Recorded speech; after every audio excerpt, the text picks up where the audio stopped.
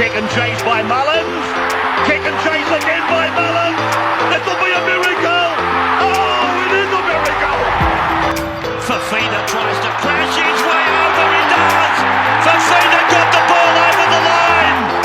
Hunter's kick is over the sideline for a 40-20. Yeah, g'day champions and welcome to 40-20 Sports. Today we're going to do a bit of a buy, hold, sell on our round 4 teams. It's been fucking chaos. Our teams are in absolute disarray. The amount of injuries that's opened up over the last couple of fucking days is enormous. So, going to go through each position, bit of a buy, hold, sell on that, just to give everybody a bit of an option and a bit of clarity on who they should be looking at, who they should be looking at selling, and all our options for there. So, again, our lead code for 40-20, if you'd like to jump on that, is 726638. Merch pack giveaway for the winner there. Hats, shirts, stickers, all that sort of good stuff. So jump on that. It's free. Please add us on Instagram as well. We are 40-20 Sports. Got a heap of other content there. We run through a shorter version of our buy, hold, sells, our captaincy runs, who my trades are each week. Very transparent and all that sort of stuff. And we give shout outs to winners of the week that are in the 40-20 Cup. Like Anthony, well done. He was best of the best with a 13.04. Good stuff to you, mate. So we'll get into it and we'll start with our hookers. We're sort of going to run buy, hold and sell into every position. So who we should be looking to target in our hookers, it's pretty obvious. The first one is Api Coruscant. He's 572k. He's got a break even of minus 22. Set to make a heap of cash. You can jump him in this week. Get him before the price rise.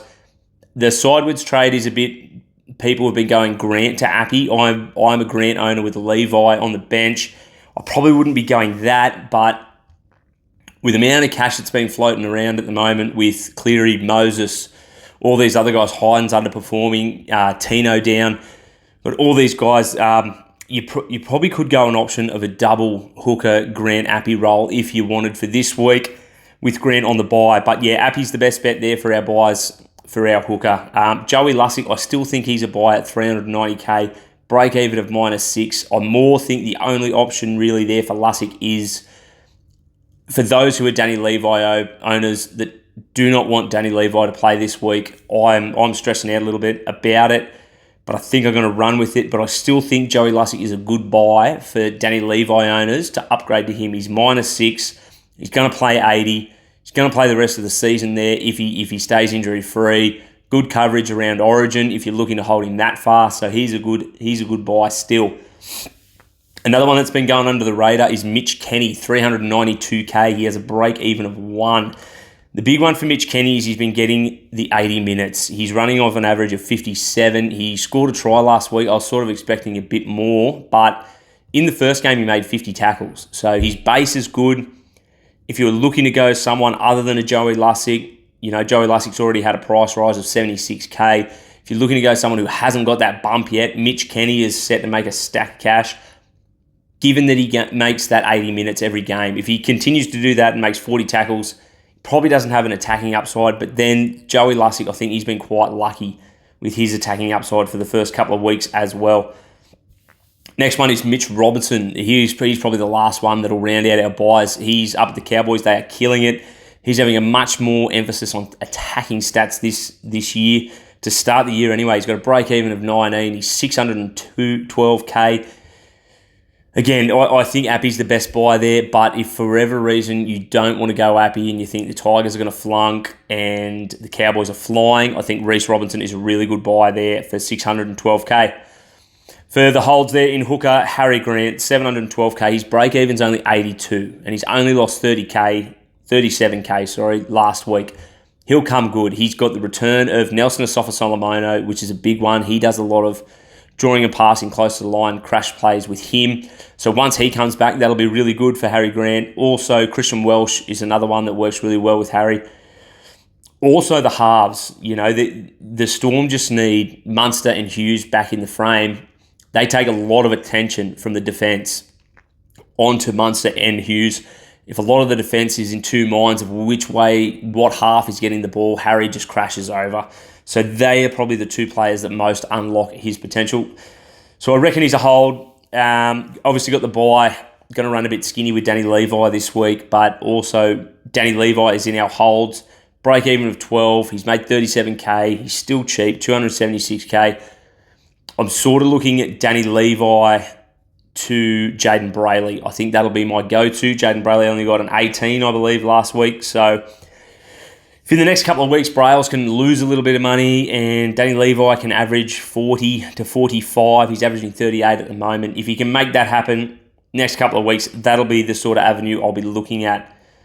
The sells, there's not a lot to sell there because there's not a lot of options to start with, but Damien Cook, I think if people have got Damien Cook, 624k, he's down 40k already, and his break-even is 102. So I'd be looking at probably shifting Damien Cook to an Appy or a Reece Robson, whoever you like there. All good options. We'll jump into the front row forwards. Now, Josh Kerr's an interesting one, 349k. His break-even is minus 23. He did score a try, but he is getting good minutes. He's averaging 62 points, only the 2 games, set for a massive price rise. He could be an option, but I wouldn't be looking at an option as my starting 2 front rowers. He would more be an option. All right, he's going to make a bit of cash, and then maybe I can move him to someone else in that instance. Our next one, Liam Henry. I think he's a fantastic buy, 287k. Another one, I would not be starting him in my 2 front rowers, but for a 3rd backup front rower, I think Liam Henry is a very, very good buy. Set to make a heap of cash. The next couple of weeks with Fisher Harris out and Maverick Geyer comes onto the bench, he could be another one that doesn't get a lot of minutes, Maverick Geyer. So Liam Henry could chew up a lot of minutes. If he gets 45 minutes in front row like he did last week, he pumped out 55. So if he gets that sort of action, I think he's a decent buy. Tommy Hazelton's an interesting one. I want to have another look at him. He has had the 3 games there. He got 90 last week with a try, but played massive minutes at 55 minutes. I think he's a decent buy because the forwards are decimated at the Sharkies. He's one that's not on a lot of radars. He's protected. He does have the bye the week after. So again, 406k is a bit of an awkward price, and you could probably leave him for another week. But if you wanted to jump on and you needed someone, if Cotter goes down, or you've got Tino and your front row forwards is a shambles, Tommy Hazelton is a decent buy. There's going to be a lot of money going around now with Tino out as well, which gets us on to our next one. Adam Fanua-Blake. I think Adam Fanua-Blake is a fantastic buy this week.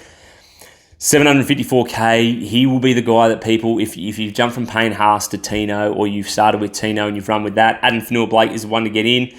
Averaging 77, does have a break-even of 91, which obviously that big score that he got in round 1 is going to fall out, but he's a set and forget. You could leave him as your premier front row forward, 754k. I'm a big fan of his. I think he's going to score really, really well throughout the year, and he'll probably, with these other guys out, with Tino out and Payne Haas out for a couple of weeks, he'll probably be the number 1 scoring front row if he stays healthy. Now, we have got a couple of holds here. Another sell. I'm going to go with Joe Tarpanay. He's just not getting the output for a sell. Big sell for him. Lost 33k last week. His break-even is 88 again. He is going to share more minutes, I think, with Corey Horsburgh coming back into the frame. Corey Horsburgh started New South Wales Cup at front row forward. So he's probably, I'd be looking to sell him. I'd be looking to go down to someone there. The holds, I think Keenan Palacia is probably a hold. I think if you've got him, I wouldn't be rushing to get him out. I think he probably chews up a lot of minutes that Tino was getting. He's starting in front row forward. Last year, when he was getting the minutes, he was averaging 50 points. He's dual 2RF front row forward. I wouldn't be rushing to buy him, but if you've got him, I'd be pretty keen on keeping him. I think he's a decent player. He just needs the minutes. He's looked pretty shocking in the trials and whatnot, but still, I think he's a decent buy. If you're looking to make money out of him, he's probably a bit of a hole because his break-even's 55, but if you keep him for a couple of weeks, he should go pretty well there, I think. An interesting one to watch here is Fletcher Baker. Got a 49 last week, 328k. Starting front row forward, 49 points in a team that was absolutely walloped. He got through a heap of work defensively, but again, he's just another one that I'd like to see that has got the potential there to be a bit of a keeper, or not a keeper, but he'll make a fair bit of cash over the next couple of weeks. So I like the look of him. I think he can make a fair bit of money for you if you wish. But yeah, again, to sell, Tino's got to go. Gone for the year, which is very unfortunate. If you're holding on to Payne Haas, there was a bit of talk that he was just out for a week, but obviously he's gone under the knife. He's gone for 4 weeks, so we'll be selling him as well.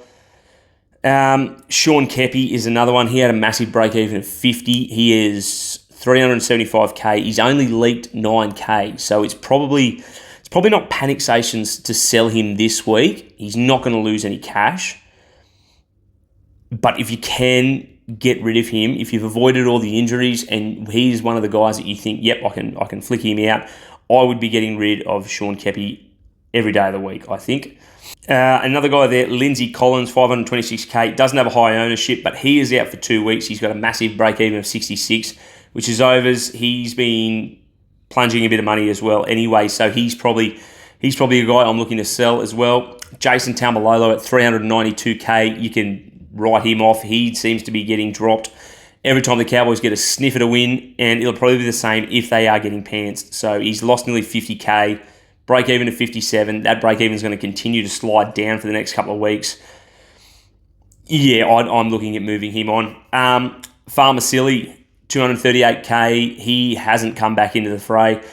Gone with the HIA last week, but thought he might have come back in, get that starting position again, but Liam Knight seems to have that, so he is another one that is unfortunately a sell. There's a heap of Sharky boys there. Royce Hunt, Toby Rudolph, if you've got them. I don't know anyone who started with them. But yeah, he's another one that can, there are another couple of boys there that can flick off. But anyway, we will get stuck into our second rowers for the buy there. Samuel Afainu, he's a decent buy. He's minus 32 break even. He'll make you a fair bit of cash. His minutes are a bit of a worry, although not terrible. 45 minutes. You got 60 minutes the week before, an average of 54 going into his rolling average. Just a bit disappointing with the 33 on the weekend, although a bit like Terrell May last week, they were just on a route, the Tigers. So maybe he gets a bit more into the grind of things and gets a bit more base up than the 33, but 45 minutes, 33 in base is reasonably decent, I think. Another one, Finafuiaki, 57 last week with a try, minus 2 break even. He's still only at 322k. I think he's a decent buy. A bit of a luxury because there is a lot of other things going on there in the 2 RFs, but yeah, decent buy. His output wasn't amazing, but he did go off for a HIA. I'm not sure if he plays the full 80 minutes with Jack Gajewski on the bench there, but still a 57 in his rolling average now. You've got to be happy with that. The next one, I think he will be the number one 2RF go-to guy over this week and next week, is Kai Pearce-Paul. Got the 80 minutes at Newey, got a 67. There wasn't really that many attacking stats in his 67 that he's got. Few offloads, not many. I think he only got 2, and then a fair few tackle busts in there. Once they get a bit of an easier run, the 90s here, they are going to go on a friggin' tear with him, I think. He looks very promising. He's made 45k already, but I think for the money that he's at, his value is still right down. If you can afford to get him in your side this week, I'd be keen on it. Next week, though, I think he's going to be the number one traded in player. I'm expecting he goes about 50 against the Warriors over in New Zealand. But the week after, I think he'll be a must. So hopefully he can only get to about 440, something like that, 430 this week. And then we can pick him up. Maybe a Morgan Smithies out to him. Morgan Smithies is looking a bit dire straits, especially with Corey Horsburgh to come back into the fray. Sam McIntyre, I wouldn't be rushing to buy him, but at 287k, he is looking the goods. He's made 48k already. He's got a 70 in his rolling average. He seems the one that's benefiting from the Taumalolo getting minutes. Also in round 1, I think he benefited from Cotter having a few minutes off. Cotter's coming off a bit of an injury as well. I don't know if he sprained his ankle or he's done a bit of a strain there. He's named, but I wouldn't be surprised if he dropped out. If he did, Sam McIntyre is going to get a heap of minutes again, and he could push up his average of minutes played. And he looks the goods. He looks the goods. He really does. Just running through the teams here. Zach Hosking. I don't have him as a buy. I've got Zach Hosking as a hold. 600k, he's made you 90,000k already. The promising thing was that he's still got 60 minutes and punched out at 52. His break-even's 13, so he's going to go up again. He's not a hold. He is a hold. I wouldn't be buying him. I wouldn't be selling him. If he can continue to get 60 minutes and get 50 points, for the next couple of weeks, he's going to really rise up in price, which is going to be really, really good to see. And for owners, he'll make owners a stack of cash if he can continue to do that. Or he's already made it 90k in the one trade. So a lot of people talk about how much is a trade worth, and the general rule of thumb is 100k. But yeah, if you can make that in one trade, you've done well. I think 100k is good for him. But anyway, get another couple of weeks out of Hosking, he will do well. The other one there, who was I chasing there? We're going to look at selling. I think selling Brendan Piakura is the only option there. If you can move Brendan Piakura onto Kai Pearce-Paul, you can bank a bit of money there. Just not working for Piakura. Look, he's only 414k. He's got a break even of 15. You could potentially buy him back later on in the year when he comes good and comes back from this injury. There's no real promise that he's going to come straight back into the starting side. He may come off the bench a little bit, sort of thing. So Brendan Piakura is probably a sell for me. I'll be looking at getting him onto a Kai Pearce-Paul, or if you need to free up money somewhere else, a Fini Fuiaki. Maverick Geyer is one that's been named. I'll be having a good little look at him, but still I'm not 100% sold on him.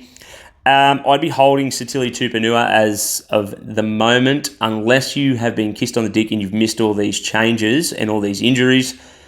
Sitili at 400k, if he can pump out another 40, he's got the Panthers. I'm not expecting attacking stats, but after that, the draw does open a little bit for the Roosters there. So he is an attacking, reliant second row forward.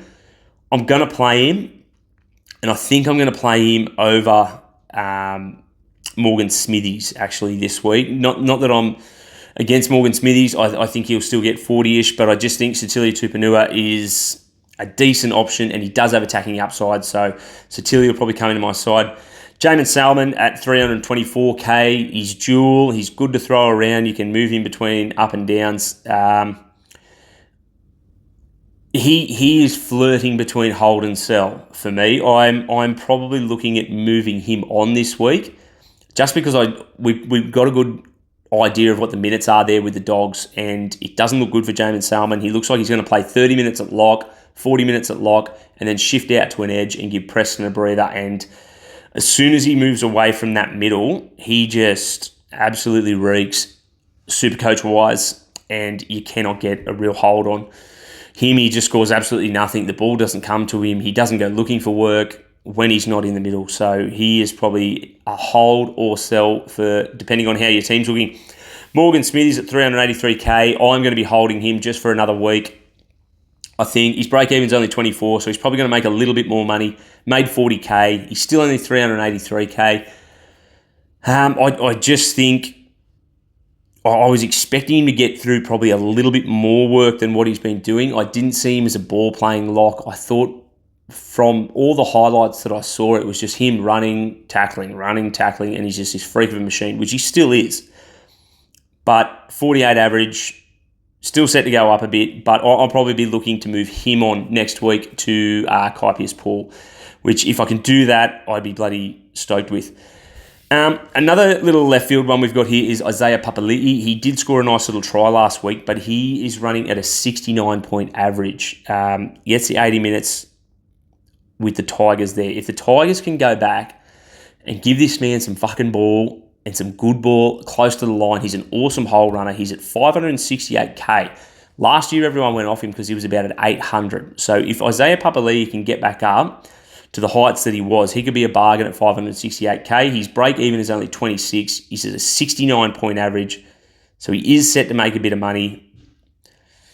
But yeah, again, a little bit left field, but still, he's a proven gun. He's one to look at. On the sells for the two RFs, obviously you've got Tino there, but Scotty Sorensen, he's out for 2 weeks. He also has a break-even of 124. He's not very highly owned, but still, if you've gone him, I'd be looking elsewhere. Bryce Cartwright is an interesting one. He's 639k, break even of 114, so he's potentially a sell anyway to move to someone, but he looks to be out with a rib injury for 6 weeks, although he was named. I don't know if they're playing fucking silly buggers there or what, but I would be looking to move him on. I think there's better options elsewhere. Anyway, 112 break even, not looking good. Dill Lucas is at 18th man. For those who sort of held on thinking he would come back into the fray as that 80-minute edge rower or 60-minute edge rower in the CTWs, doesn't seem to be. So he is unfortunately a reluctant sell. Other than that, from these guys, again, Taumalolo, we touched on him in the front row forward, so he's probably not really an option. There is an interesting one here that I did touch on in the team list is Victor Radley. Now, Victor Radley, I'm going to pop his little stats up here. He's playing 80 minutes, and he's never played 80 minutes before continuously. We got a bit of a look against Manly. There wasn't too many injuries in that game. And then in the Souths game, there was no injuries, apart from the Lindsay Collins thing, but I think that came out. He played his minutes anyway. 3% ownership, averaging 63 points. He's gone 80 minutes in every single game. He's scored 78 points with a try, 55 and 57. For what his price is, he's priced at 559k. He's already made 31k. He's got a break even at 50 because that bigger score chops out. But I'm pretty keen on Victor Radley. I think Cam Murray's producing basically what Victor Radley is producing, and he is about 60, 70k more. I think he's a decent buy. I think you could go worse than go Victor Radley. He's not going to play Origin. If you're looking for a Cam Murray clone, Victor Radley's got good upside as well. He does score tries. He does ball play a fair bit as well. I think Victor Radley's a bit of an option there. But anyway, we'll run on. Now, with the halfbacks, I'm just going to run straight into who's a sell because I'm sure everyone's touched on it, that the sells are Nathan Cleary, Mitch Moses. Now, there's an argument there. Oh, do I keep Nathan Cleary? Do I not keep Nathan Cleary? Now, they've said 2 to 4 weeks is what the option's going to be. I am highly sceptical that it'll be 2. They have the bye, 3 rounds to go. So I think there is next to no chance that he's going to play before the bye. I think he's a sell. I think if you can move him to a better option, or I saw him in my side as a guy that could get 100 plus. I want to trade him out and potentially get another guy that is a 100 plus player. I don't want to be trading him out thinking, I'll just keep it. Oh, sorry, I don't want to be holding him there going, it's all right, I'll make it up because in 4 weeks' time I'll have Nathan. You'll be able to buy Nathan back. He's not ridiculously priced. He's 883k, which is a lot, but he's already lost 30k. His break even's nice of 61, but it's just not enough. There's so much money wrapped up in that I can't see anyone holding him. I think I'll get to my trades at the end, but I think what you can do with that money is more beneficial to your side than what it'll be holding Nathan Cleary. Mitch Moses, 681. He's out for 8 weeks, so he is a definite sell. If you have him, I would be selling him. It sort of puts everyone else into a very hard basket to sell. Nico Hines, Sean Johnson, Daly Cherry Evans all have break-evens over 120. So it makes it hard to buy these guys as well. So I think in saying that, I think Sean Johnson is probably a hold. He has a really easy buy coming up, and if you've got him, I think there's a period he goes Newcastle, and then he has a 1 or 2 hard games, and then he goes Dragons, Titans, Knights again.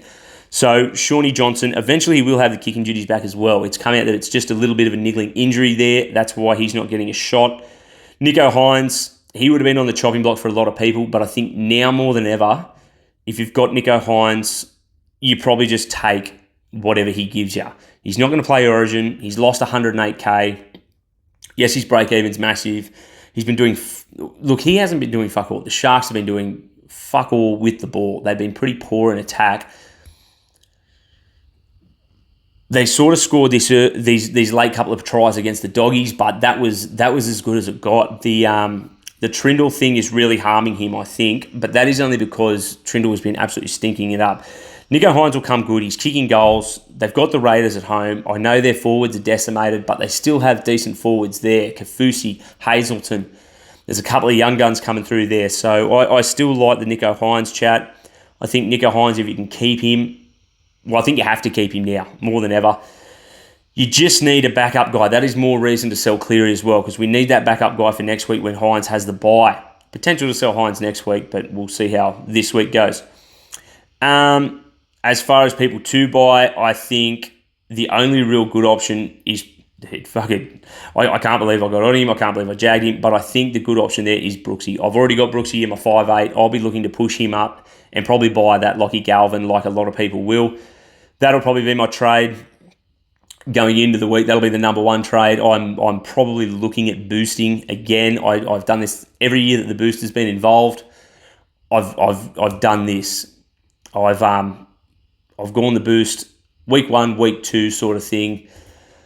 So, week 2, week 3, but the two prominent weeks that you can do it, I think do it. You get your team right, especially for your head-to-head guys. Guys that are doing head-to-heads need to get your team really solidified before all the carnages happen, but you need to get it solidified early, because that's when you get your early wins in your head-to-heads, and then you can sit back and play a bit of hokey with some teams. But yeah, Brooksy, I think Brooksy's a good buy if you don't have him. If you do have him, push him up and potentially go Galvin from Nathan Cleary. Chad Townsend's an interesting one. I don't really rate it, but they do have a very easy run. He's 441k.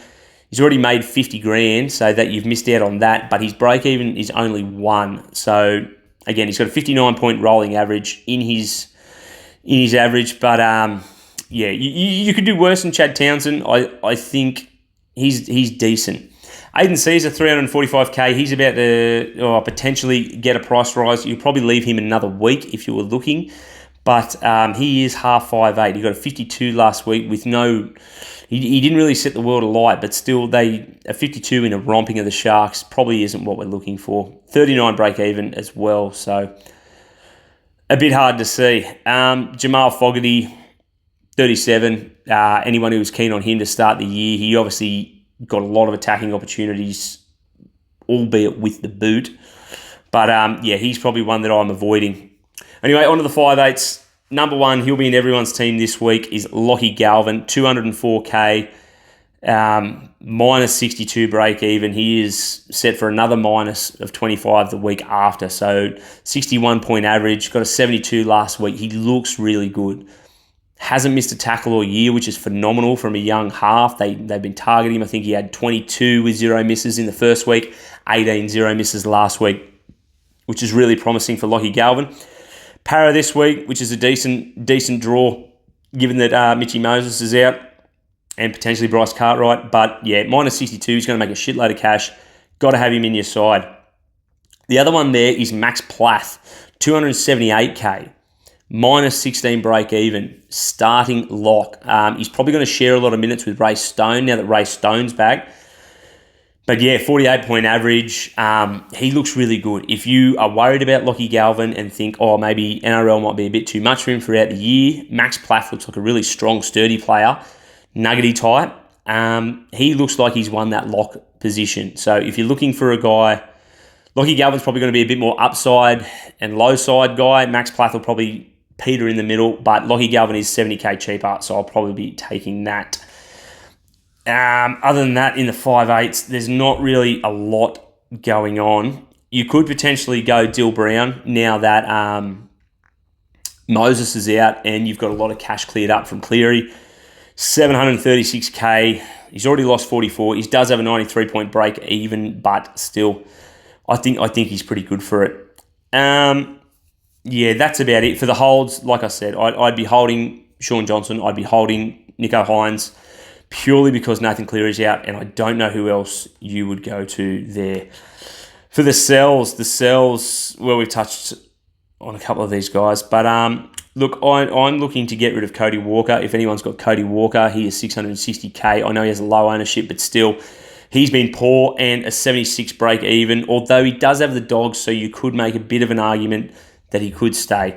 Braden Trindle, 378k. He's lost 60k now. Break even of 71. He has an average of 19. So that is fucking terrible. He's got a try in there as well. So I'm not sure how he makes that happen, but he's made that happen. So I'd be looking to get rid of Braden Trindle. Another one here is probably a left field one, but anyone who started with Jonah Pezzett, it looks like Cam Munster's going to come back, so I wouldn't be holding him throughout the bye period for those guys. So, yes, that's about all we've got for them.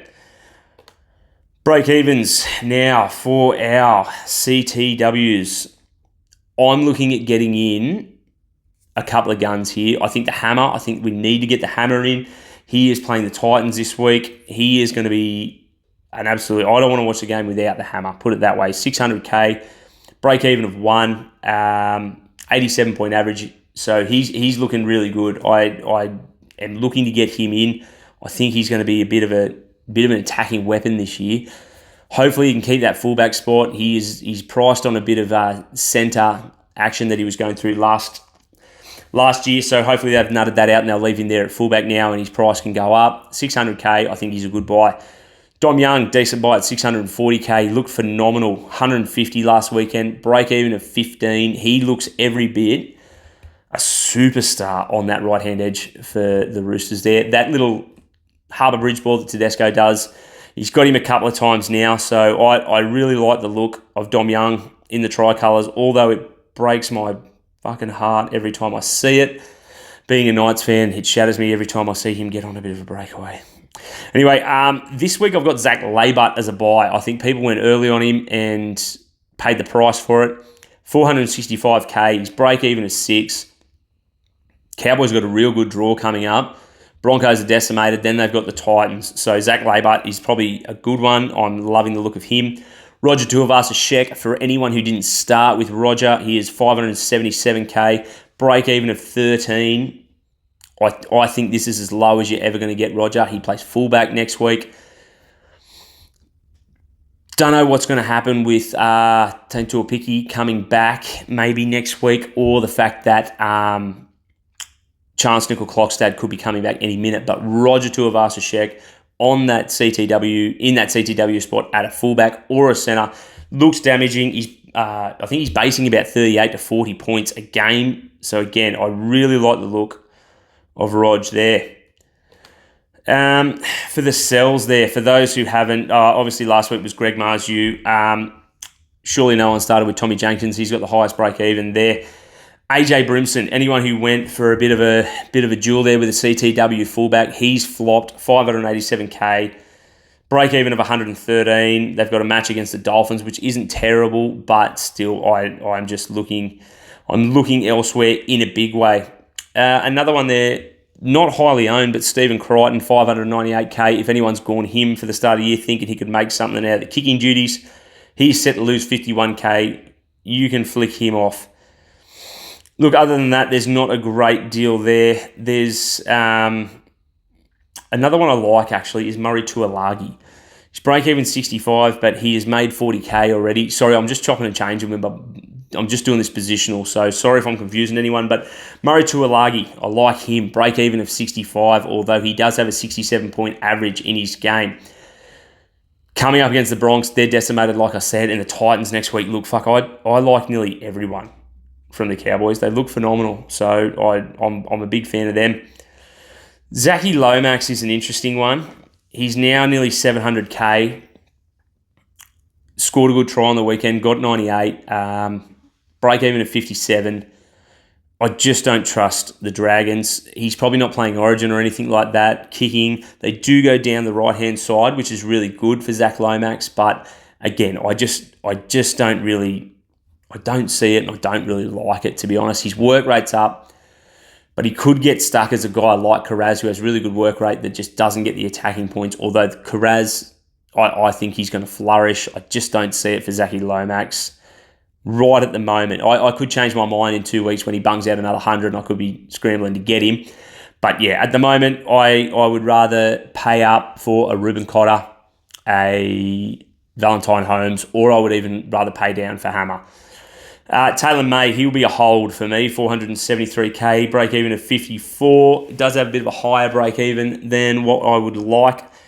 Had a HIA last week and was very unlucky not to get a line break assist and a try assist there. I thought he'd done enough, but he just got the try contribution. I think he's going to get a lot more ball. They've been going down the right-hand side to Targo a lot.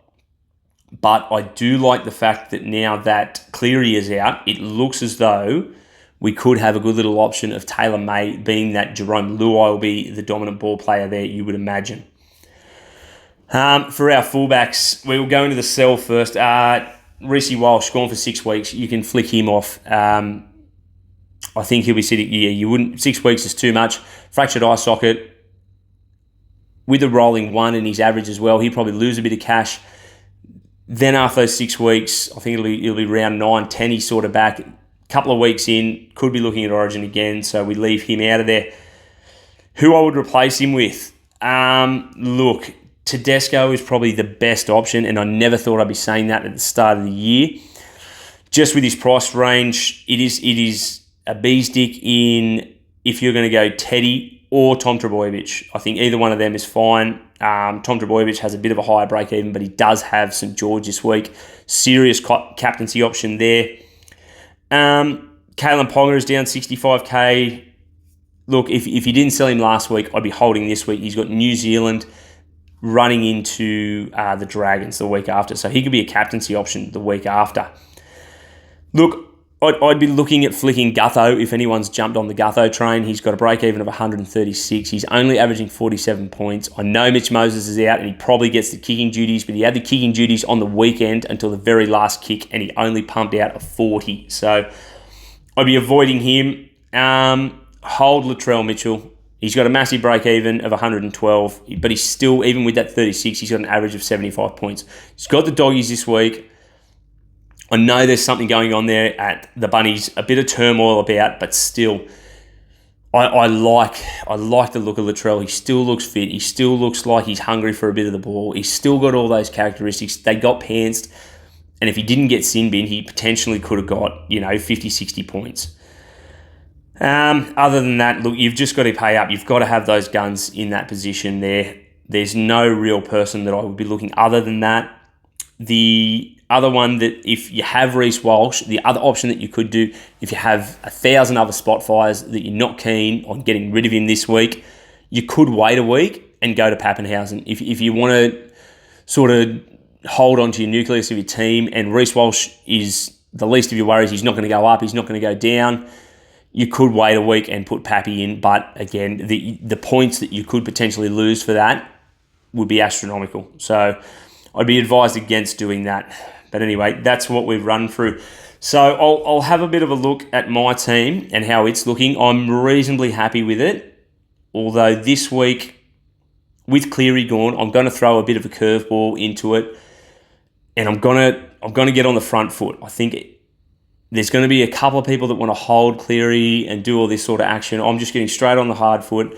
I'm getting a guy in that I think can basically get what Cleary can get each week, if not more. So, again, like I said, I'll be boosting again.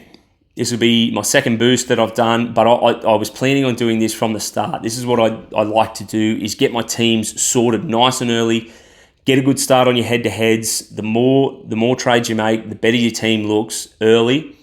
Then sit on your laurels a little bit for a couple of rounds and then start planning for Origin around the round 6, or not even that close, around 8 or 9, start planning for Origin. So this week I've gone Cleary out and I've put Brooks up into my from 5'8" into my halfback. So Brooks comes up.